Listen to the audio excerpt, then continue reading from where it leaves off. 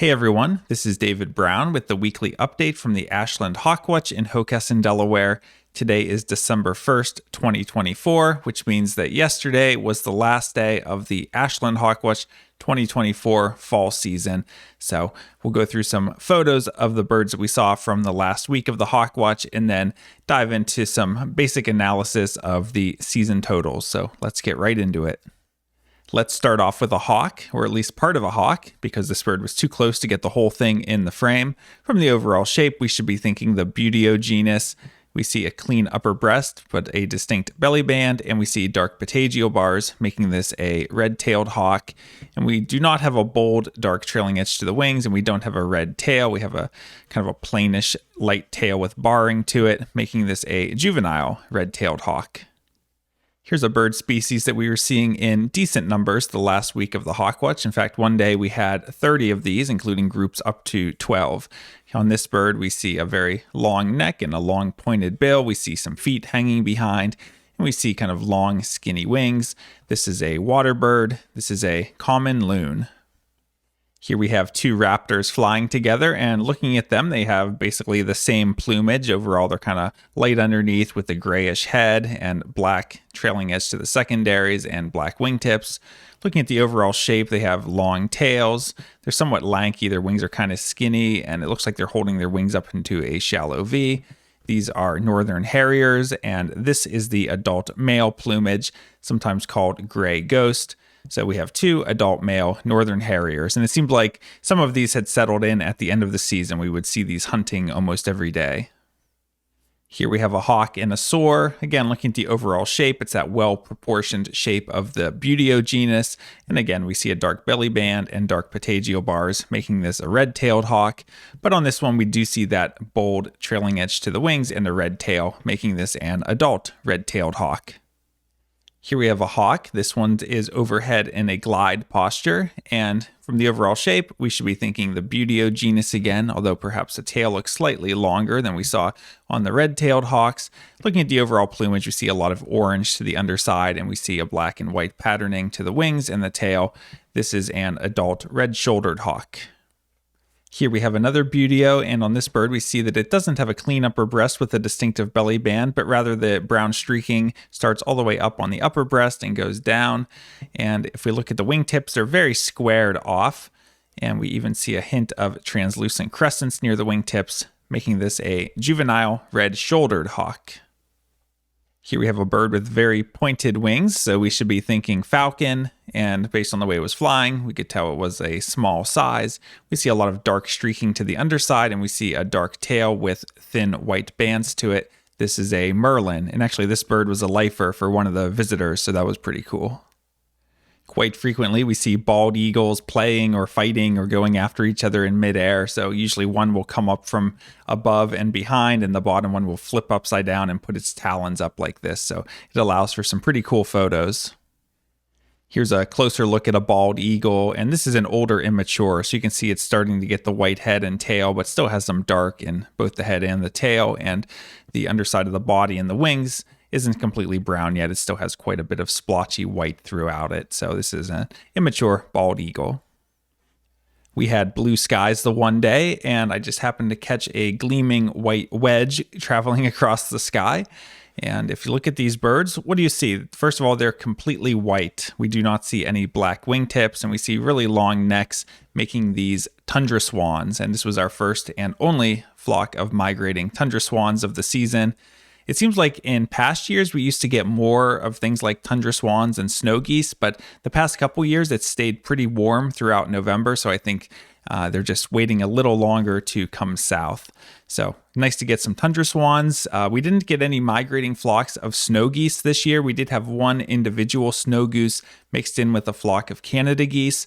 But if we did get migrating snow geese, what we would be looking for is white birds that have black wingtips.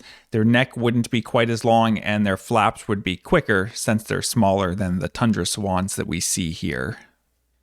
Here's another hawk, and everyone should be able to identify this by now. We see a clean upper breast, but a distinct belly band, and we see dark patagial bars, making this a red-tailed hawk.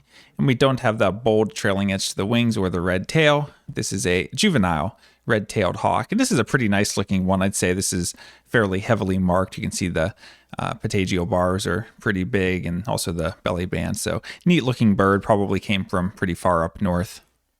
Here we have a large dark raptor. So we should be thinking eagle, but is this a bald eagle or a golden eagle? So first of all, let's look at the size of the head. Looks like a pretty big head and bill to me, which is usually something we see on bald eagles. And we can confirm that by looking at where the white is. We see a lot of white in the wing pit area here, which is a good field mark for a juvenile bald eagle.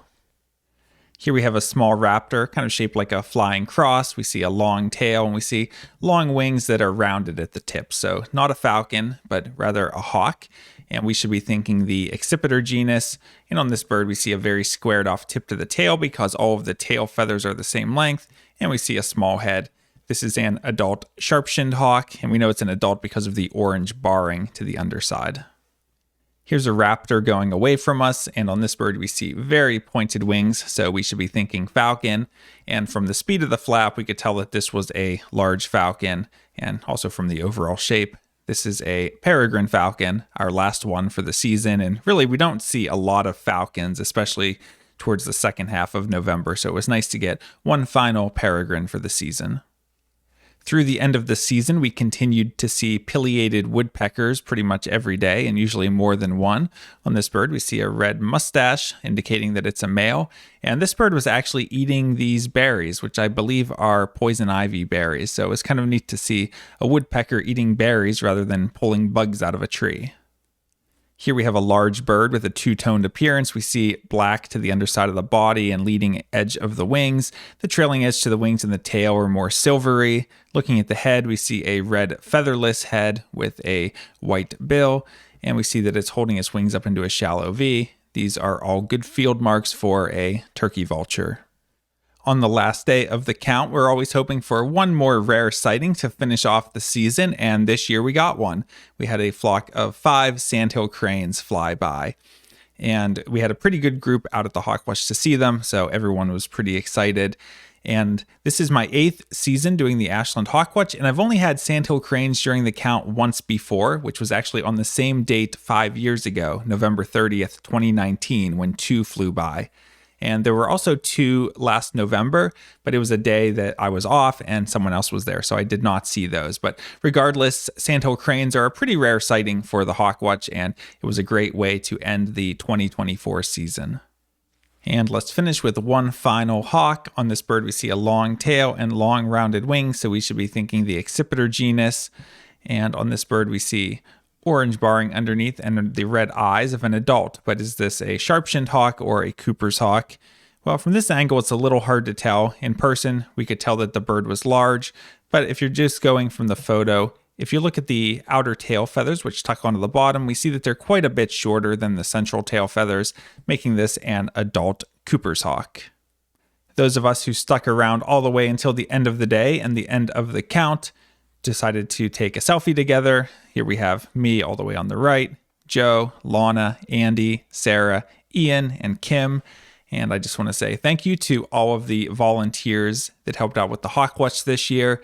There's a lot of people who put a lot of time into either running the count on my days off, or simply helping to spot, or helping with the weather, or bringing food, or bringing good conversation, or interacting with visitors. There's a lot of different roles that people can play at the Hawk Watch, and it all makes it come together and be something really special and really fun. So thank you to everyone who contributed to the Hawk Watch this year, and that goes to all the visitors too. Everyone who visits at least one time, you make it a special place. So really glad to be able to spend another fall at the Ashland Hawk Watch, and we'll see. Hopefully I get to come back again next year for my 9th season.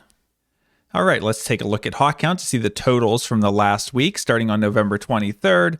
You can see that it was pretty slow the last week. The highest day was only 43 migrants, a couple days with double-digit turkey vultures, but otherwise everything was just single digits, small numbers of expected species, bald eagles, harriers, sharpies, coops, red shoulders, red tails, things like that. and we had one merlin and one peregrine. So we did get a few falcons to end off the month, but really low numbers the last few weeks, which is usually to be expected. It's not too big of a surprise. Usually the first 2 weeks of the season and last 2 weeks of the season can be pretty slow. Looking at the final November total, 2,465, and the season total ended up being just under 8,000. So not the lowest season ever, but one of the lowest ever, just because we had so few broadwings, and it also ended up being kind of a terrible year for golden eagles, with only 4 of those, making it the lowest ever. And comparing the 2024 season to past seasons, I'm not going to go through every individual species, but you can see we had 631.5 hours of observation, which was pretty much on par with last year. A little lower than some years, but higher than other years. So nothing really different there. And we really only had 2 days that were completely rained out. Looking at the numbers of birds, again, the ones that really stand out were broadwings, only 134 compared to 15,000 last year and 11,000 the year before. So the broadwings being low just kind of really tanks the overall season total. We did get the one roughleg this year, which is a rare species for us to get. It seemed like red tails were really low. You can see some seasons we used to get thousands of them, but it's been pretty low recently, and this was the lowest out of the past several years. In fact, I think you have to go back to my first season of 2017 to see a lower red tail total. Otherwise, looking at things like falcons, maybe kestrels were a little low, but merlins and peregrines seemed right where we want them to be. And looking at the overall season total, that number of around 8,000, only about a third of last year where we had 24,000, and we see 21,000 the year before that and 14,000. So definitely on the low end. But if you go back to 2015, 2016, we had a few seasons that were even lower. All right, that's a wrap on the 2024 season of the Ashland Hawk Watch. Once again, thank you to all of the volunteers and visitors that made it such a great season. I hope everyone had a nice Thanksgiving, and I hope everyone has a great holiday season and Merry, Merry Christmas. From Lyco Birds, this is David Brown. Thanks for watching.